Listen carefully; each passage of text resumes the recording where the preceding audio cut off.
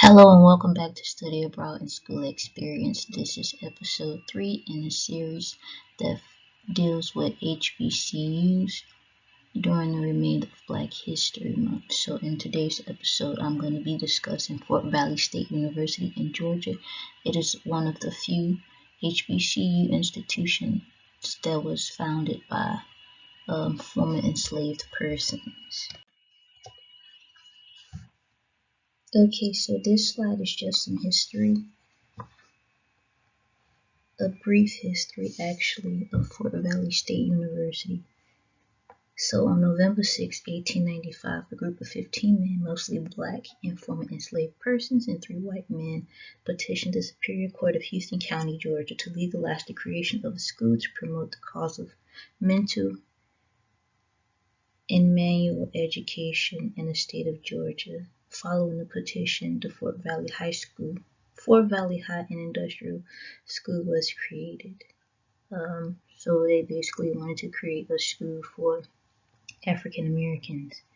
Fort Valley State was founded to establish an opportunity for first generation or free Black Americans, men and women. This institution was viewed as a bridge to prosperity. The founders noted that although chattel slavery had ended in the U.S.A. following the Civil War, the mental chains of slavery could only be broken through education, which is why the institution was established. As I indicated briefly in the previous slide, it's one of the few colleges to be founded by former enslaved persons. In 1932, the school changed its name to Fort Valley Normal and Industrial School. The phrase normal school was a term that was used to describe institutions that educated and trained teachers. That's essentially why they decided to change the name. In 1939, Georgia acquired, in quotes, the school and basically designated it a 4-year college, and the school was then named Fort Valley College. So on June 12, 1996, the school was authorized to offer specialist level degrees at the graduate level in addition to the master's degrees already offered, thus obtaining university status and becoming Fort Valley State University. So there was a large jump in terms of history, but I wanted to keep it brief. You can check out the website for more information. Okay, so why choose Fort Valley State University? Their motto and tagline is Empower the Possible. So the school prides itself on combining the personal attention and family feel of a small college with resources and research found at larger public institutions. This university is the only institution globally to be a part of the University System of Georgia, to be an HBCU, and to be an 1890 land grant institution. They have various undergraduate research opportunities available to students at any levels during the undergraduate years, and the research deals with cancer, brain science, socioeconomic disparities, environmental sustainability, education, artificial intelligence, etc. In 2019 and 2020, the school was the #1 public HBCU in Georgia. It was deemed best value financially in terms of historically Black graduate schools in 2018. It's a top 10 producer of African American graduates in any key field. It was #1 in STEM research, National Science Foundation funding, in the top 100 nationally in terms of research expenditures among colleges which offer a master's degree as their highest degree in 2019. So academic life. This is just gonna detail the various majors, both undergraduate and graduate, based on the college, because they had it based on college and then by department, and of course some things like crisscrossed in terms of department and colleges, which is why I decided to list them by the particular college, and it's going to include both undergraduate majors and graduate majors. I don't know if they have anything beyond this, because when you go to the college and you click on the different pages to move forward, it may only be 1 or 2 pages and nothing else. So I don't know if it was a glitch on my end because I'm in the UK, or if this is basically all that they do offer. So I'm not gonna go through everything as I've done previously. You can pause to read. This is more options that they offer for undergraduate and undergraduate students, because this one only lists undergraduate majors. So chemistry, biology, mathematics, media studies, organizational leadership. So they offer some degree programs online, and they're strictly online, and then there are others that are both online and on campus. And on campus would mean traditional, as a traditional setting. Then on campus social work is also offered. Liberal studies. Under the College of Education, I only saw 3 undergraduate majors. So early childhood education, special education, health and physical education, and then middle grades education. If you read further,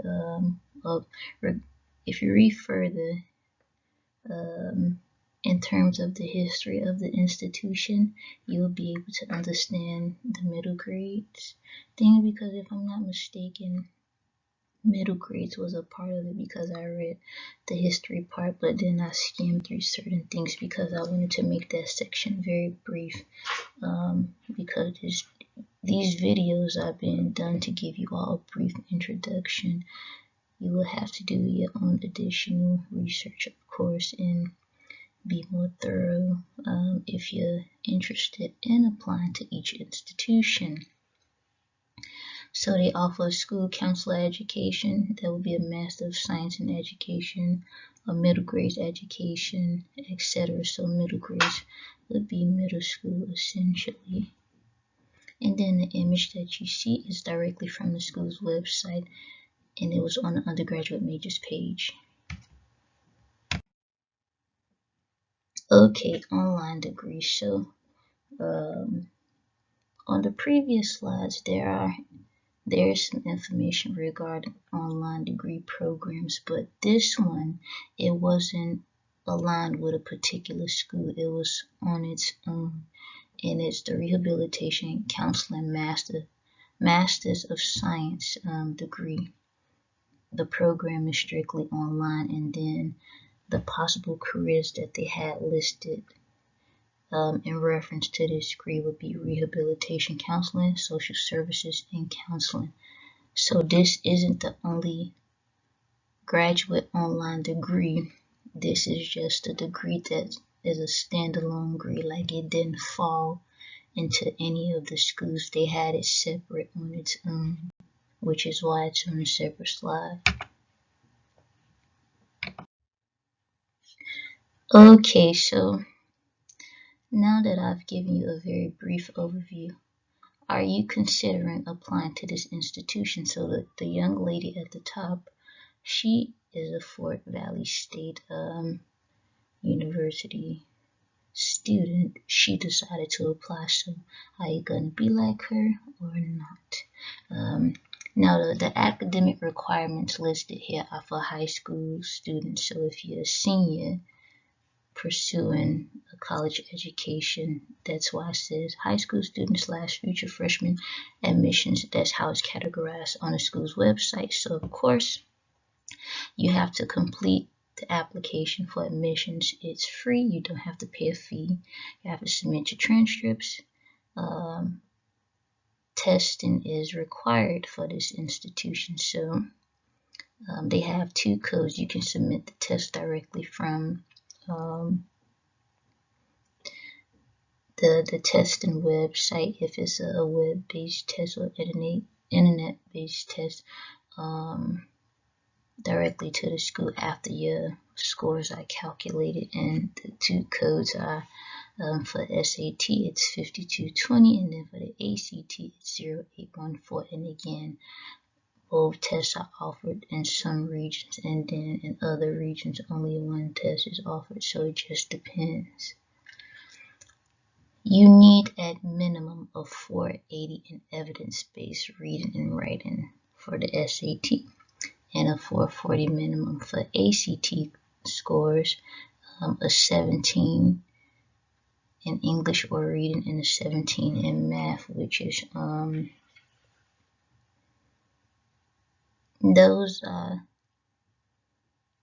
the scores are the minimum scores are kind of on the lower end, so they're willing to work with students, because as I mentioned in the previous video, like standardized tests, it doesn't represent who a student is academically, scholastically, professionally, etc. It's just a test, and some people are bad test takers in quotes, because they might suffer from anxiety during testing,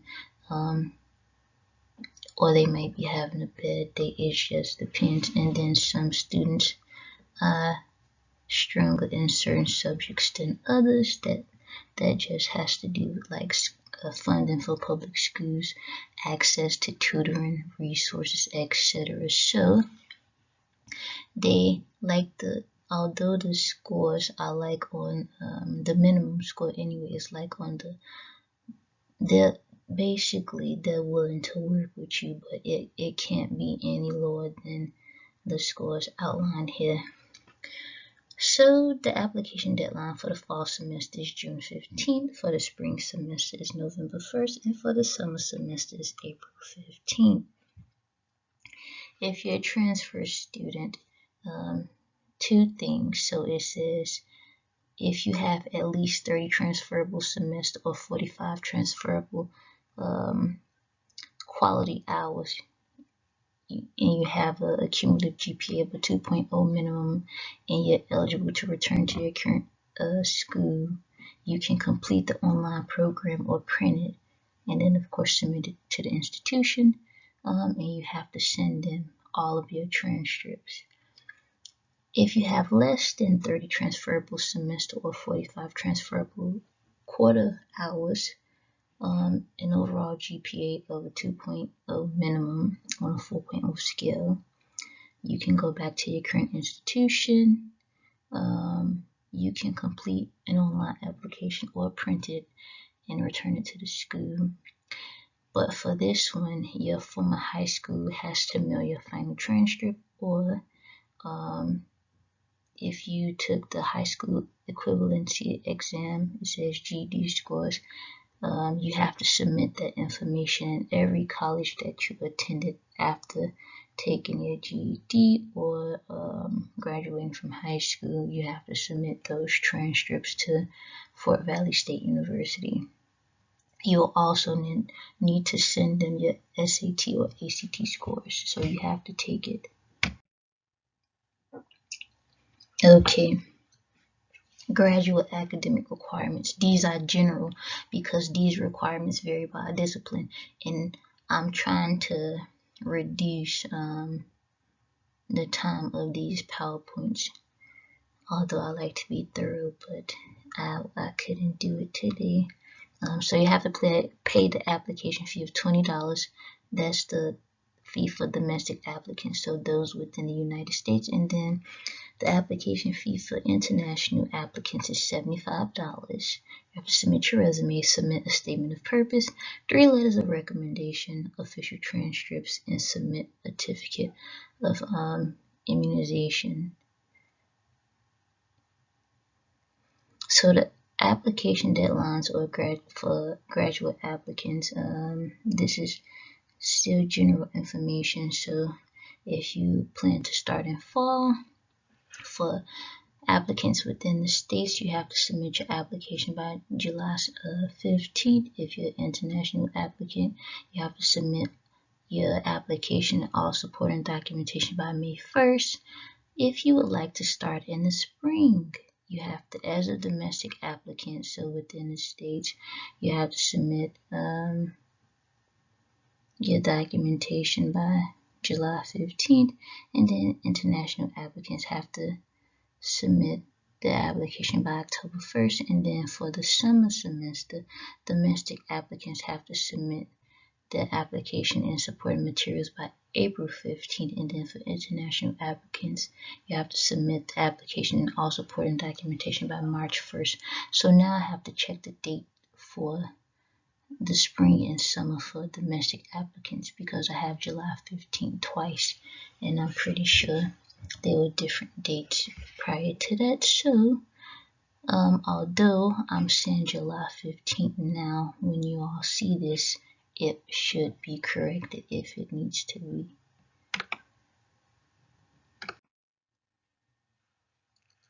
Okay, so for international applicants, because it's a bit of a different process and you have to submit certain things as an international applicant.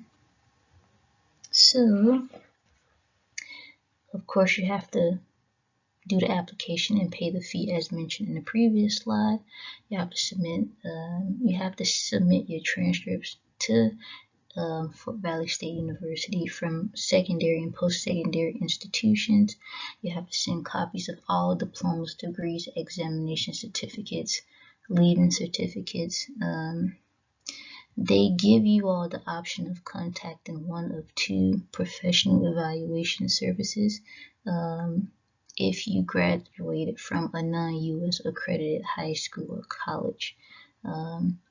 And when you go to one of these services, you have to request a document-by-document evaluation, and it must include a GPA calculation for high school and a course-by-course evaluation for college courses. So this is what they require because it's going to be different than the U.S. metrics if you're an international student.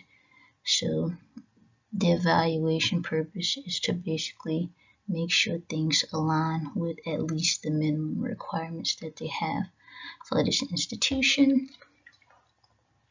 So if you're an English-speaking international student, you have to submit your SAT or ACT scores.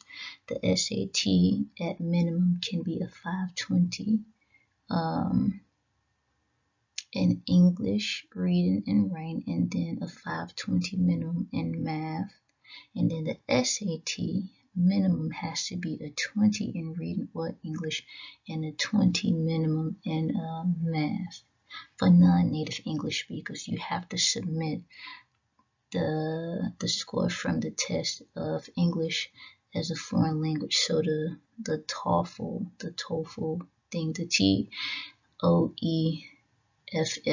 you have to submit that if English is not your first language, unless you have already completed this process at a different U.S. institution. So the minimum scores needed for this, for the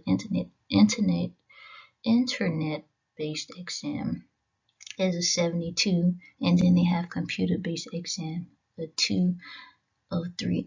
Don't ask me why both are listed here, because based on this, they're not used interchangeably. And then it says a 537 on the paper-based exam. And also, there are visa requirements that you have to adhere to, but it was too much to list here, so I couldn't include it in this PowerPoint. It'll be in the description box below. The readmission process at Fort Valley. So the academic renewal system allows the University System of Georgia students who have experienced academic difficulty at an institution to have one final opportunity to earn an undergraduate degree at a system institution after an absence of 3 calendar years from any post-secondary institution. Upon re-enrolling, a student must petition for academic renewal within 3 academic semesters or within 1 calendar year, whichever comes first. And that's taken directly from the school's website because this information was present on the page that's dedicated to students applying to be readmitted into this institution. So you have to submit an application. It's provided by the office of the registrar's office. You have to pay a readmission fee of $20 and it's non-refundable. So the readmission application deadlines for the spring is December 1st, for the summer is April 15th, and for the fall is June 15th. Now, the requirements for the academic renewal are your academic coursework can be, actually for this part, I'm going to read what it says verbatim from the site. So it says, academic credit for previously completed coursework will be retained only for courses in which an A, B, or C grade was earned. Retained grades will not be calculated in the academic renewal GPA, but will be counted in the academic renewal hours earned. Courses with D or F grades must be repeated at Fort Valley State University if they are required in the degree program. Following the granting of academic renewal, all remaining courses for the current degree must be completed at Fort Valley State University unless the student receives prior approval to take a course at another institution. To earn a degree, the residency policy at Fort Valley State University after acquiring academic renewal status must be met. So yeah, and then there's more. There was something else that I wanted to read regarding this, which was important. It says the granting of academic renewal does not supersede financial aid policies regarding satisfactory academic process. And on the slide, I actually put pay attention to financial aid responsibilities because if you attend college and you apply for financial aid, like you're not paying anything out of pocket, you get financial aid, you get grants, and then maybe loans or something like that, and you don't complete the program, you owe the money back once you don't successfully finish the program. So this is what this may be in reference to. And then because of things like this, sometimes you're not really able to reapply for financial aid. Basically, you will have to pay them their money back. So that's more than likely what they mean. Just because the academic renewal is granted doesn't necessarily mean that you'll get financial aid essentially. But it all depends on the situation, but that's what I really wanted to talk about. And then there was another one from the website. It says the granting of academic renewal may supersede the admissions requirements of certain programs which require a specific minimum grade point average based on all coursework. Therefore, the dean will be responsible for the evaluation process. So whatever college you're applying to, the dean of that college for this particular point will evaluate your application, essentially, is what they're saying. So I hope I didn't confuse anyone, but with all things, you have to reach out to the admissions department, and their contact information will be in the description box below if this applies to you. Okay, so dual enrollment and online information. So the online section was short, and it actually came before the dual enrollment section, but I put it on here for a reason, because it was short. So this is for high school students. If you're a high school student who's excelling in school, basically, you can opt for this option to take college courses while in high school to basically like jumpstart your college career. So for this, tuition is free, books are free, and resources are available to the student a part of this program. But you have to be enrolled in the Georgia public school system or a private school system or home study program. So this is for residents of Georgia. You can't be a part of this program if you're from a different state. You have to have at least a 3.0 GPA minimum. Your SAT scores have to be at least a 480 minimum in evidence-based reading, in writing, or the ACT score has to be a 17 for English or math. Those are the minimum requirements. You have to complete the application, send the scores to the school from the testing agency. The application deadlines for the fall semester is June 15th, November 1st for the spring semester, and April 15th for the summer semester. To apply for funding for this program, you can apply via GA Futures, so that's Georgia Futures, and the link for this will be in the description box. And you have to provide the necessary documentation for this program. And then the online education info, it was pretty short because everything is basically relevant to the particular degree program that you're pursuing. This is the cost of attendance, and I did this based on 15 credit hours for some, and then for the online portion, if it didn't have the amount, the total amount for the semester, I just put what they charge per credit and the things that they charge it for. And if you are an out-of-state online student, all of your classes have to be online in order for you to receive the in-state tuition option for the online program. Is what I read.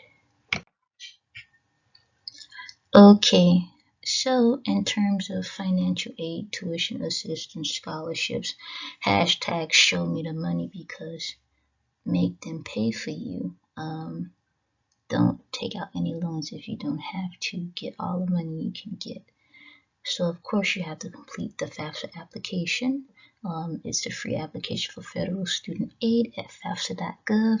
The deadline for the fall semester is April 30th according to their website, and June 1st for verification, November 1st for spring semester, and November 30th for spring verification.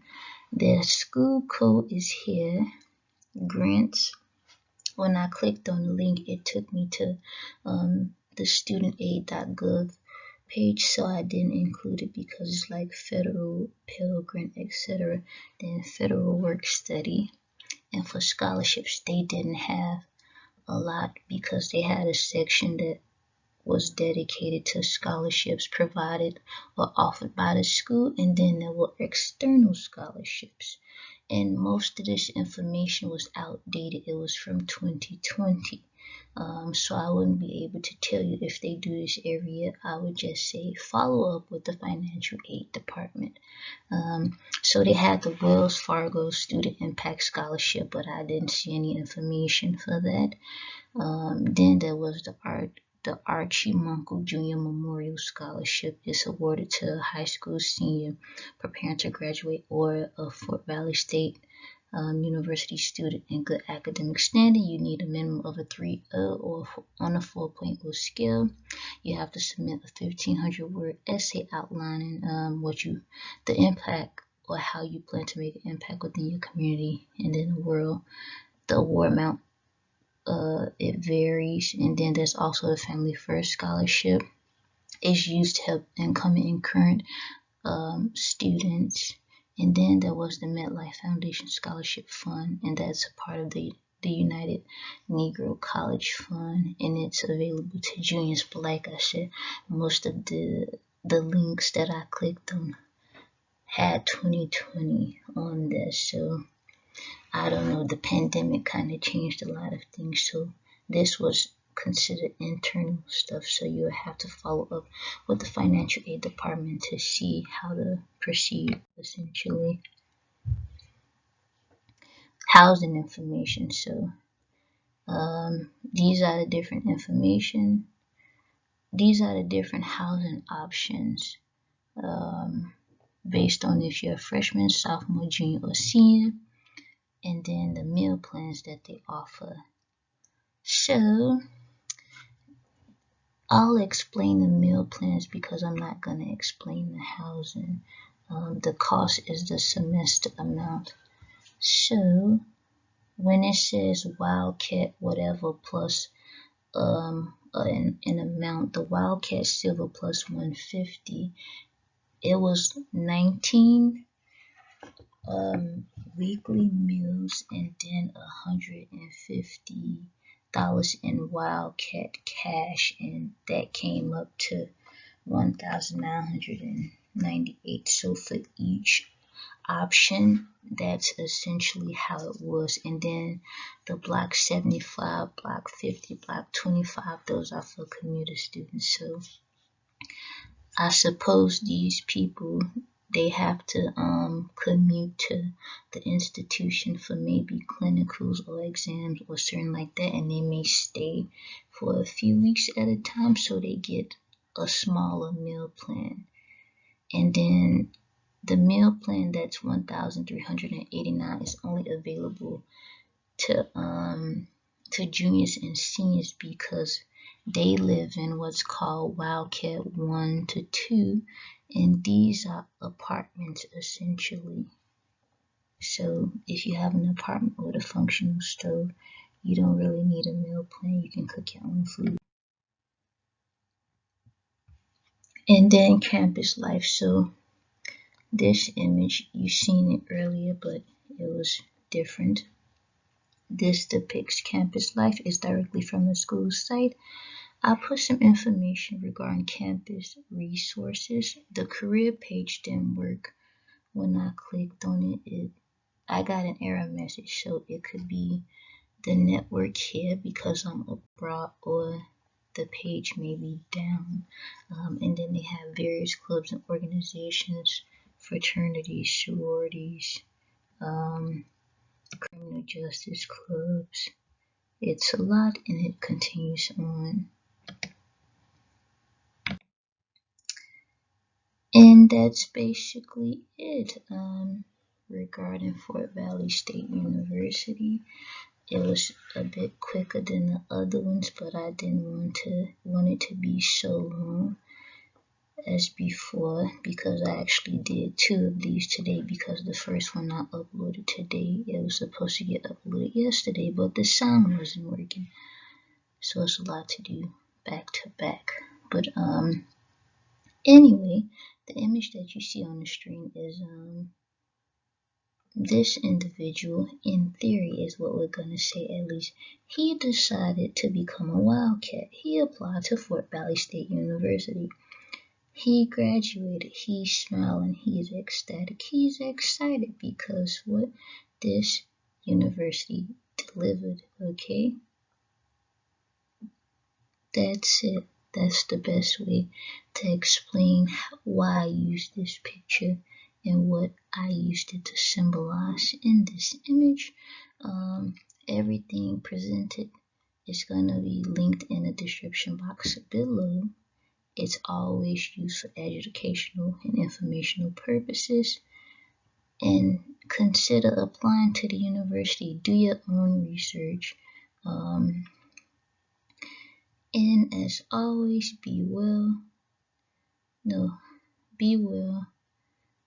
Did I forget again? Oh my, it's take care, be well, stay safe, keep studying. Ciao. It's been a long day, people.